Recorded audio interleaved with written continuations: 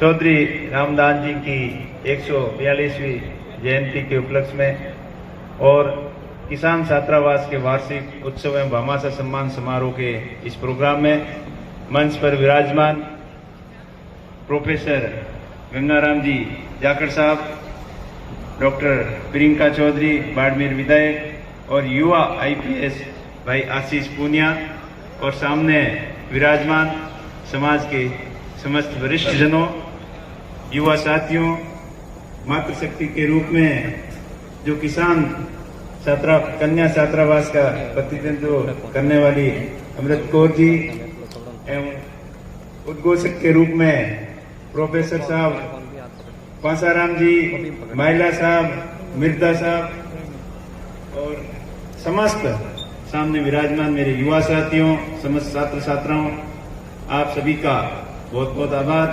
और हम सब रामदास जी को नमन करते हैं। रामदास जी वो एक महान शख्सियत थी जिन्होंने अपने मारवाड़ के लिए शिक्षा की अलग जगाई और उन्होंने अपने समय में शिक्षा के महत्व को समझा, क्योंकि उन्होंने अनुभव किया कि शिक्षा का क्या महत्व है।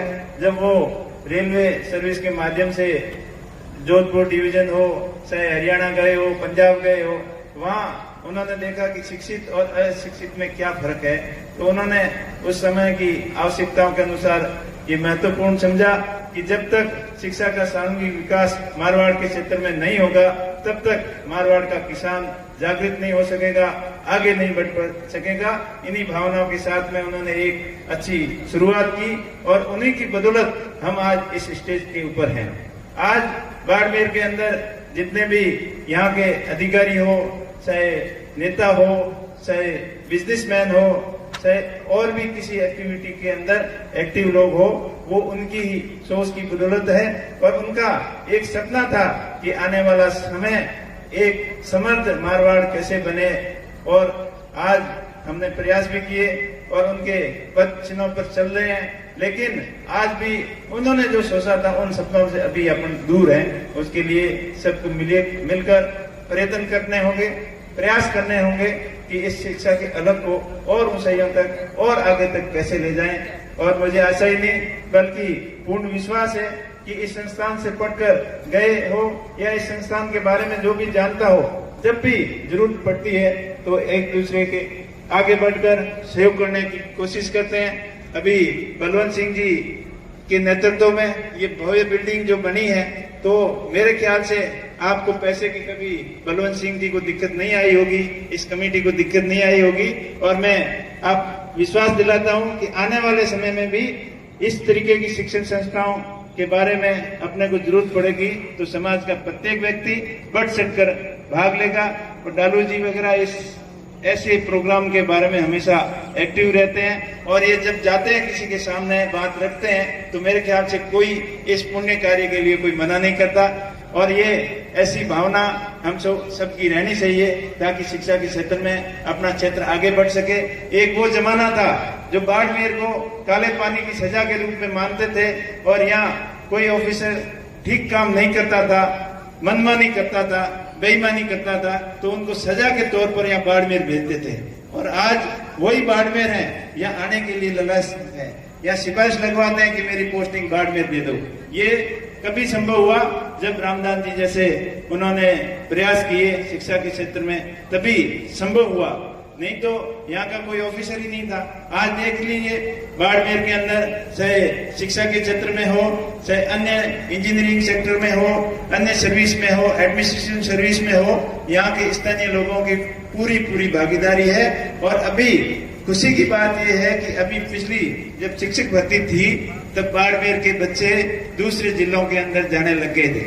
और एक समय ऐसा था कि यहाँ पढ़ाने के लिए बाहर के जिले के बच्चे आते थे मास्टर बन के, और यहाँ से मास्टरों की बहुत ज्यादा कमी थी। तो ये सुधार तभी हुआ जब अभी प्रोफेसर साहब बता रहे थे, मेरे को पूछ रहे थे कि शिक्षा के प्रति अभी गांव के अंदर क्या माहौल है। तो हमारे ये डिस्कस हो रहा था कि अभी बहुत ज्यादा एक्टिव है।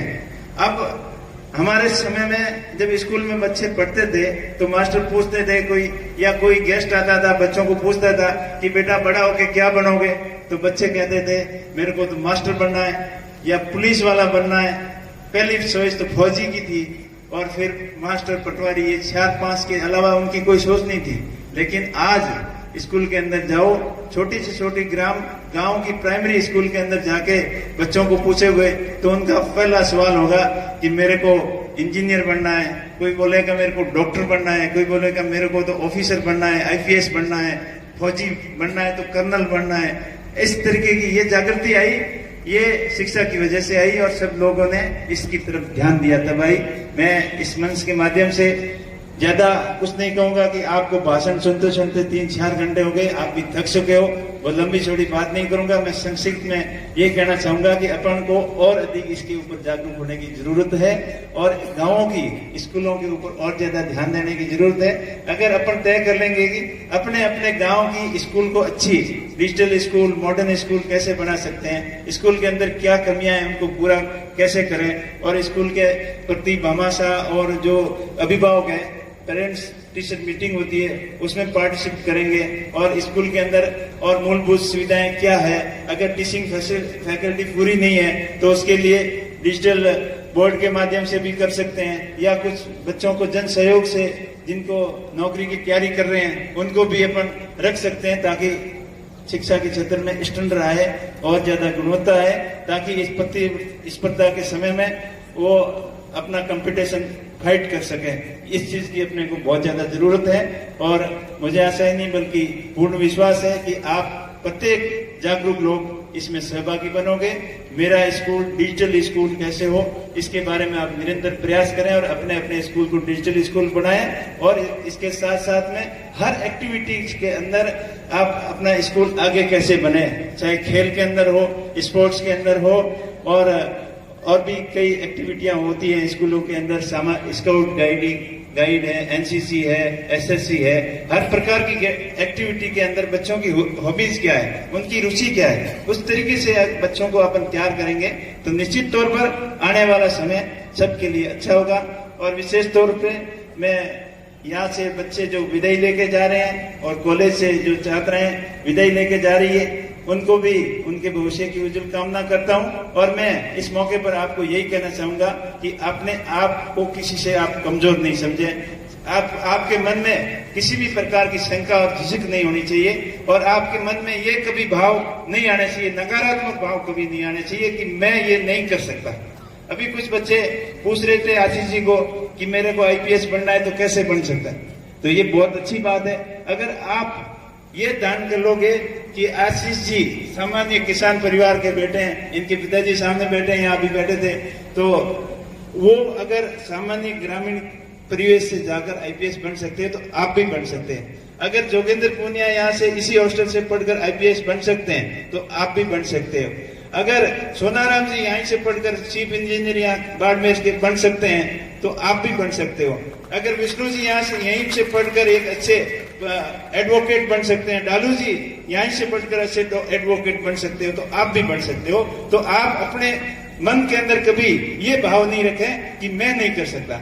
मुझे भी इस चीज का पश्चाताप है कि मैं जब 8वीं के अंदर गांव में पढ़ता था तो मेरी भी इच्छा थी कि मैं बाड़मेर की किसान हॉस्टल के में पढ़ूंगा, क्योंकि किसान हॉस्टल के बारे में सुनते थे। कई हमारे गांव के बच्चे जो मेरे से सीनियर थे वो यहाँ पढ़ते थे, तो लेकिन मेरी परिवार की स्थितियां ऐसी थी कि मेरे को पढ़ाई के साथ साथ में मजदूरी भी करना था। तो यहाँ बाड़मेर के अंदर कोई इंडस्ट्री एरिया था नहीं, तो मैंने सोच किया बालोतरा, वहाँ औद्योगिक एरिया था, तो वहाँ जिगर और ये कपड़ा रंगाई छपाई का काम करके साथ साथ में मैंने 12वीं की और 10वीं तब तक गांव में ही कर ली थी। तो मेरा कहने का मतलब मेरा भी इस संस्थान से बहुत ज्यादा लगाव था और उसके बाद में कॉलेज में पढ़ने का भी बहुत सपना था कि अच्छे कॉलेज में एडमिशन होगा, पढ़ाई करेंगे, लेकिन उस समय की आवश्यकता थी कि कैसे न कैसे नौकरी लग जाए। तो 10वीं करते ही फौज की भर्ती के पीछे पड़ गए और धीरे धीरे 12वीं होते ही फौज की भी नौकरी लगी, साथ में पुलिस की भी लगी। तो दोनों में सोच किया वो पुलिस वाली ठीक है, इसमें जाते हैं। तो पुलिस की नौकरी ज्वाइन करने के बाद में फिर भी मन नहीं भरा। वहां जाके दिल्ली की साकन शोध देखी, वहां दिल्ली की हलचल देखी, तो ये लगा कि हमें भी कुछ बड़ा आदमी बनना है, कैसे बन सकते हैं। तो प्रयास किया आशीष जी बैठे, मैं आपको बताना चाहूंगा, मैंने भी वहाँ यूपीएससी की कोचिंग ज्वाइन की, क्योंकि जब तक 2-4 साल निकल गए थे प्राइवेट के रूप में, 12वीं के बाद में स्वयं पार्टी के रूप में मैंने ग्रेजुएशन भी या बाड़मेर कॉलेज से किया था, 2000 में कंप्लीट हुआ। तो उसके बाद में वहाँ तैयारी शुरू की, लेकिन वहाँ लगा कि यहाँ अपनी बात जमने वाली नहीं है, क्योंकि वो लग जाता है कि अपन क्या करने जा रहे हैं और क्या कर पाएंगे कि नहीं कर पाएंगे, कोशिश करने पे पता चल जाता है। तो वहाँ बात नहीं बनी, वही आशीष जी वाली बात सामने आ गई और किसी ने बोला कि आपकी इंग्लिश अच्छी नहीं है तो आप नहीं कर सकते हो। और फिर हिंदी भी बहुत बढ़िया नहीं थी, गांव के अंदर तो पढ़ाई इस स्टैंडर्ड की थी, आजकल तो फिर भी स्टैंडर्ड काफी सुधरने जा रहा है। तो पहले के 10वीं में आए तब तक ABCD भी पूरी तरीके से नहीं लिखनी आती थी, और 10वीं में भी बाई ग्रेस पास हुए, 12वीं में बड़ी मुश्किल से पास हुए, लेकिन हिम्मत कभी नहीं आ रही।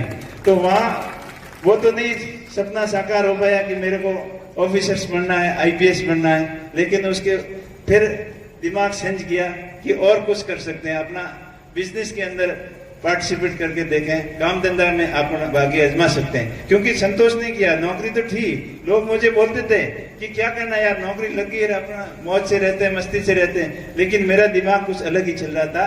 तो मैंने नौकरी के साथ साथ में अपना बिजनेस करना शुरू कर दिया।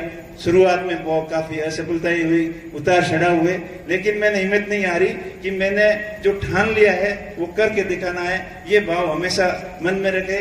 बिजनेस में भी 1-2 जगह बहुत काफी मार पड़ी, फिर दोबारा रीस्टार्ट किया, फिर जाके अच्छा समय आया, अच्छा मौका लगा। और हर एक प्रत्येक आदमी के जीवन में एक गोल्डन चांस जरूर आते हैं, लेकिन उसको अपन कैसे भुना सकते हैं, अपना कैसे सकते हैं, वो अपने खुद के ऊपर डिपेंड करता है। तो मुझे भी अच्छी काम धंधे की लाइन हाथ लगी और फिर नौकरी से रिजाइन कर दिया।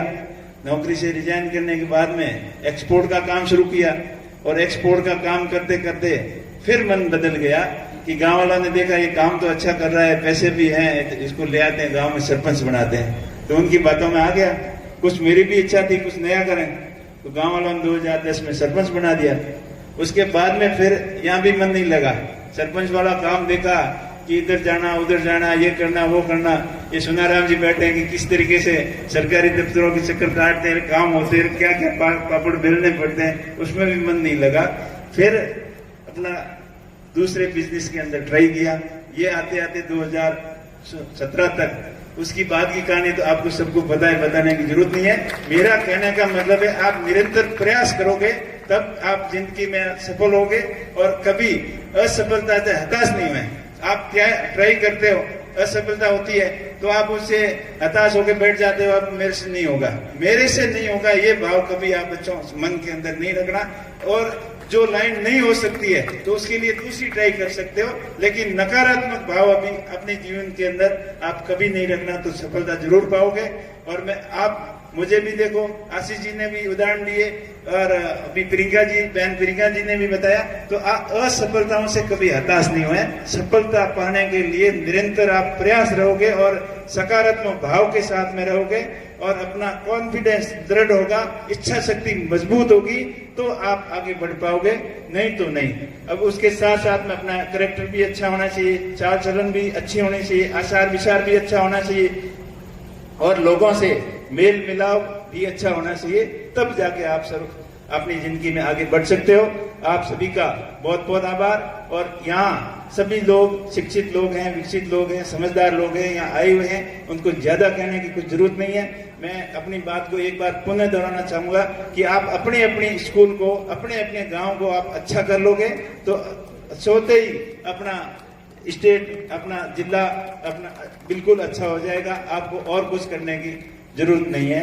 आप बड़ी संख्या में पधारे, आप सभी का बहुत बहुत आभार, बहुत बहुत धन्यवाद। जय हिंद, जय भारत, राम राम। बहुत बहुत धन्यवाद।